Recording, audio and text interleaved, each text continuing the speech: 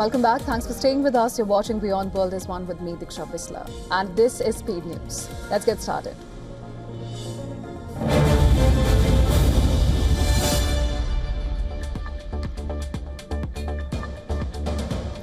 US President Donald Trump has claimed that Indian Prime Minister Narendra Modi has promised to stop buying Russian oil months after Washington imposed punitive tariffs on New Delhi over the issue. Trump described it as a big move in Washington's campaign to isolate Moscow over the war in Ukraine. Now, the move aims to further restrict Russia's energy revenues amid the ongoing tensions. Currently, India and China are the largest buyers of Russian seaborne crude exports, benefiting from discounted prices due to Western sanctions.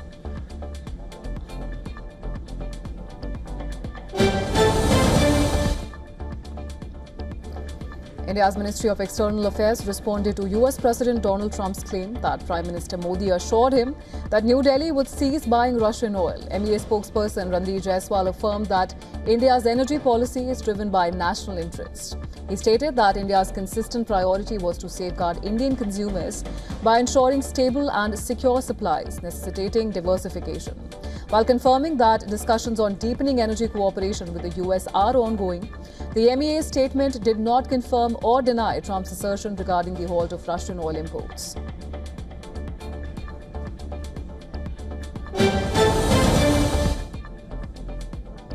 Amid Trump's remark on India cutting Russian oil purchase, Russian ambassador to India, Denis Alipov, has asserted that Russia is a cost-effective option for India's crude oil purchases. He said that Russia now providing a significant portion of the country's supply, with one-third of India's crude oil purchases from Russia. India has kept Russia its top oil supplier in September this year, sourcing 35% of its crude imports from Moscow.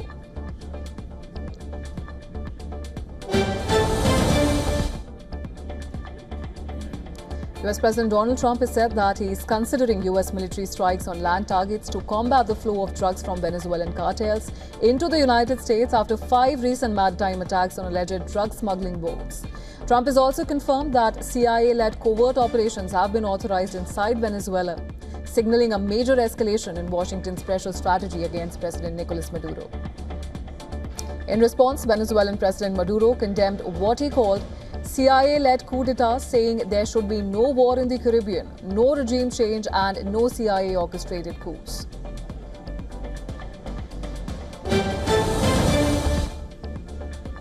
Israel's defense minister, Israel Katz, warned that fighting in Gaza could resume if Hamas fails to uphold the US-backed ceasefire. This warning came after Hamas handed over the remains of 2 more deceased hostages, citing the inability to retrieve additional bodies without specialized equipment. Under the ceasefire agreement brokered by US President Donald Trump, Hamas is required to return all 28 dead hostages as part of the first phase of the Gaza peace plan. So far, Hamas has handed back 20 surviving hostages to Israel in exchange for nearly 2,000 Palestinian prisoners freed from Israeli jails.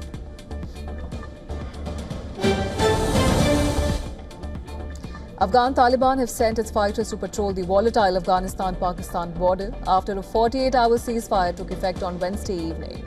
The ceasefire aims to bring an end to several days of deadly clashes that resulted in dozens of casualties on both sides. The Taliban has directed its fighters to observe the ceasefire, provided Pakistan does not commit aggression.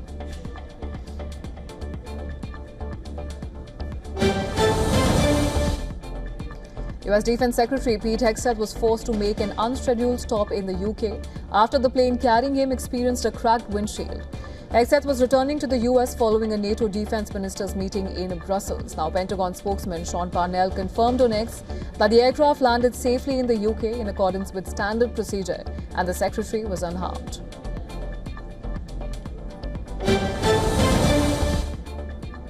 Clashes broke out near the Congress headquarters in Peru's Lima during an anti-government protest, leaving at least 50 injured, mostly police officers. The protest was organized less than a week after Jose Herri's new government was installed.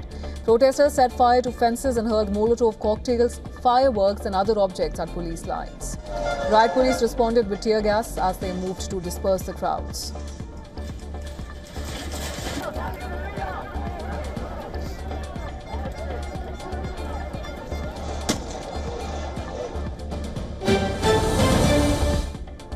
The National Bolivarian Army coordinator, one of 5 dissident groups that emerged from the former FARC guerrilla movement, had handed over the first portion of 14 tons of war material for destruction as a sign of peace in negotiations with the government of Colombia. The delivery of the explosives, grenades, mortars and other devices is so far leftist President Gustavo Petro's most significant step towards bringing this group out of the country's six-decade internal conflict that has left more than 450,000 people dead.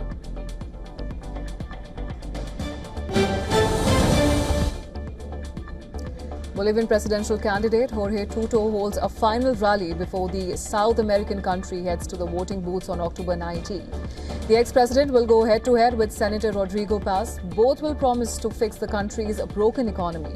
Polls indicate he is the favorite for Sunday's runoff election against centre-right candidate Rodrigo Paz. Now, interestingly, he served as a minister under former President Jaime Paz Zamora, his rival's father.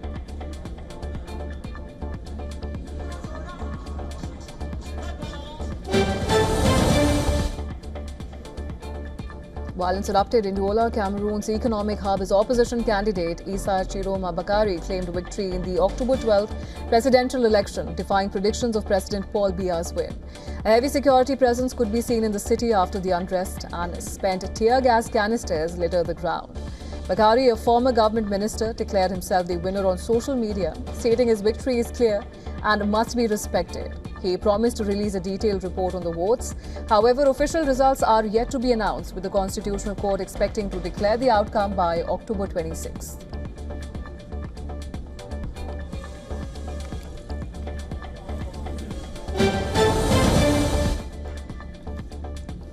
Violence erupted in Barcelona during a pro-Palestinian demonstration on Wednesday, with around 1,000 protesters marching towards the Israeli consulate as part of a general strike in support of the Palestinian people.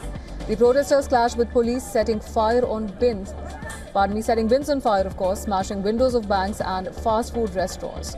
Authorities detained several people, with reports indicating 15 detentions, including 11 minors. The Spanish police reported injuries, with 20 officers hurt in a similar protest on Saturday. The Spanish government has been vocal in its criticism of Israel's military operation in Gaza, a stance that has garnered significant public support.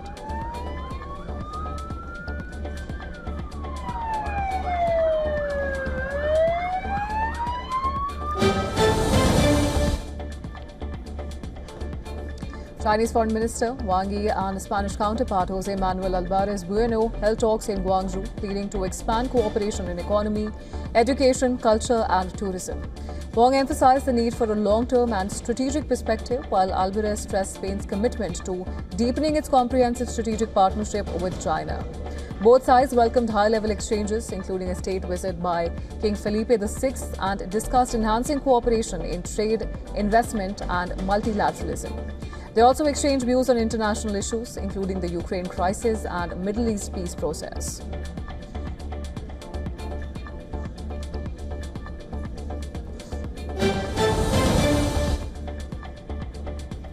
Egyptian President Abdel Fattah al-Sisi and Sudanese General Abdel Fattah al-Burhan held crucial talks in Cairo to discuss the ongoing conflict in Sudan and regional efforts to achieve stability. The conflict, which began in April 2023, has resulted in tens of thousands of deaths and displaced over 14 million people, pushing parts of the country into famine. Now, according to Egypt's presidential spokesperson, the two leaders also discussed the impact of Ethiopia's Grand Renaissance Dam, where both leaders have criticized the construction of the nearly $5 billion dam on the Blue Nile, one of the two main tributaries of the Nile, near Ethiopia's border with Sudan, and have blamed it for recent flooding in their countries.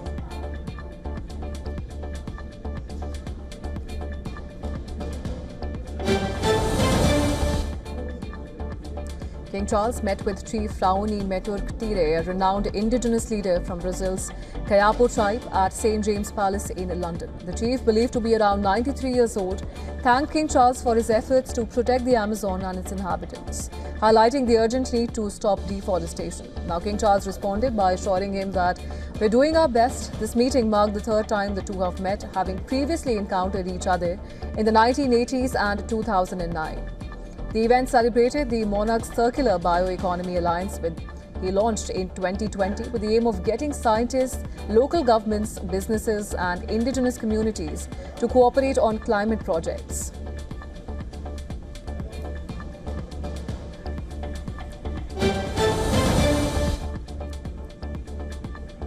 In India's Indore, 25 members of the transgender community were rushed to a government hospital late last night after allegedly consuming phenyl. Authorities are investigating the incident, with the motive behind the act still unclear. A probe is on to determine what led to the mass incident. One of the police officers suggested that the incident could be linked to a conflict between two local transgender groups.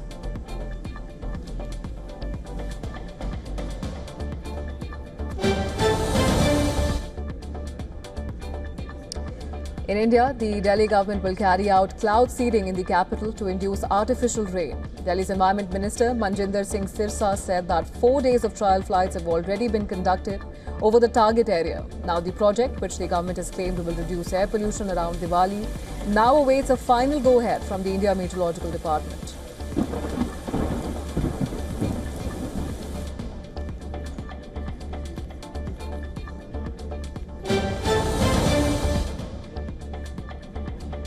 US officials say federal networks are being targeted by an unidentified nation-state hacker exploiting flaws in products which are made by cybersecurity firm F5.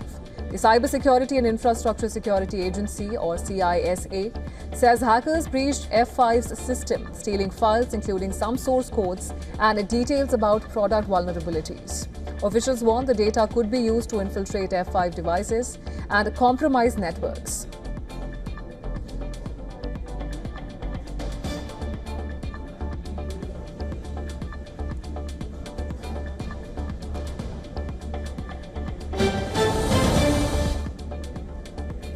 South Korea is close to deciding whether to let Google and Apple export high-resolution map data to servers outside the country. The issue has sparked national security concerns, with lawmakers warning that such data could expose sensitive military sites if combined with satellite imagery. Seoul remains cautious while its tense relationship with North Korea. The government is expected to announce its decision by mid-November after extending its review period. Google has reportedly agreed to blur sensitive areas and may source approved local satellite data to ease concerns. Apple, which keeps its servers inside South Korea, has also applied for approval to export detailed maps after an earlier rejection.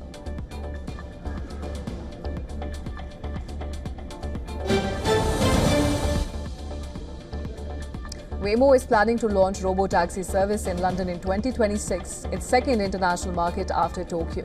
The Alphabet-owned company will begin testing its all-electric Jaguar I-Pace cars on London roads in the coming weeks, first with human safety drivers before moving to full driverless rides. Waymo, which already operates in the United States cities like Phoenix, San Francisco and Los Angeles, will partner with Move to manage its London fleet. The rollout depends on UK government approval, but Waymo aims to start offering rides to the public next year.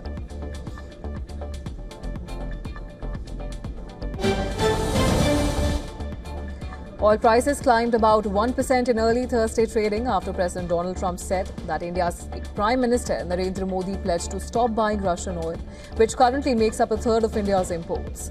Brent crude rose 57 cents to $62 a barrel, and US crude gained 54 cents to $58.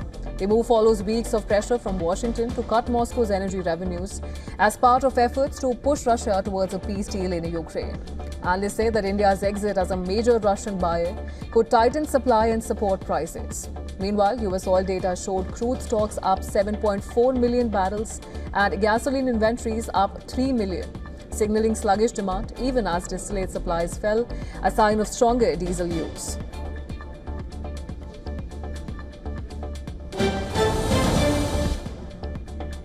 The US dollar slipped on Thursday, pressured by renewed US-China trade tensions and rising bets that the Federal Reserve will cut interest rates later this year. The euro gained 0.14%, while the yen strengthened to 150.52 per dollar, both reaching one-week highs. The dollar index fell 0.16%, heading for a weekly loss of about 1/3 of the percent.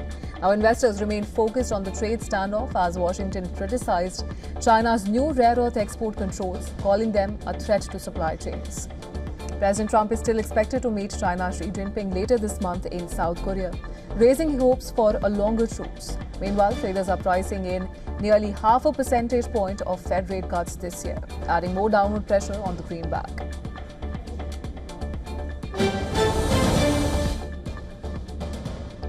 Elon Musk's legal fight over his $56 billion Tesla pay package has reached its final stage. On Wednesday, Tesla attorneys urged the Delaware Supreme Court to reinstate the 2018 compensation plan, arguing that a subsequent shareholder vote should validate the package. A lower court has rescinded the deal in January 2024, citing vote bias and inadequate disclosure to investors. Tesla now disputes a $345 million legal fee awarded to the plaintiff's attorneys. The outcome could impact Delaware's corporate governance reputation.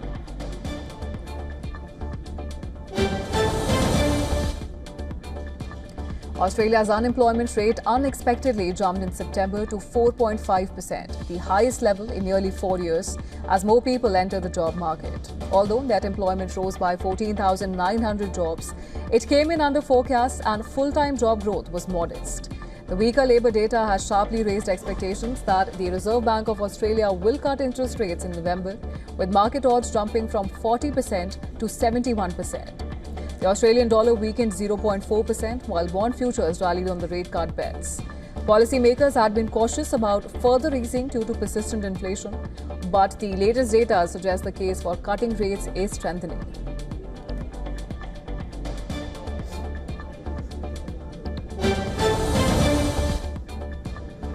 India is set to host the 2030 Commonwealth Games. Ahmedabad has been chosen ahead of the Nigerian capital of Abuja by an evaluation commission of the governing body of Commonwealth sport. The decision to hold the Games in Ahmedabad is now expected to be ratified at the organization's General Assembly in Glasgow on November 26. The approval is going to be a formality. India's Home Minister Amit Shah hailed the decision, calling it a moment of immense pride and joy. India last hosted the Commonwealth Games in 2010.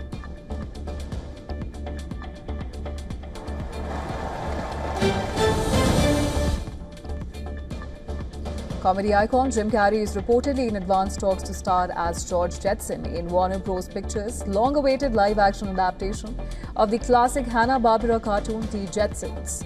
Sources confirm that Jurassic World director Colin is in the negotiations to helm the project and co-write the screenplay with Joe Epstein. This marks a new phase in development for the sci-fi comedy.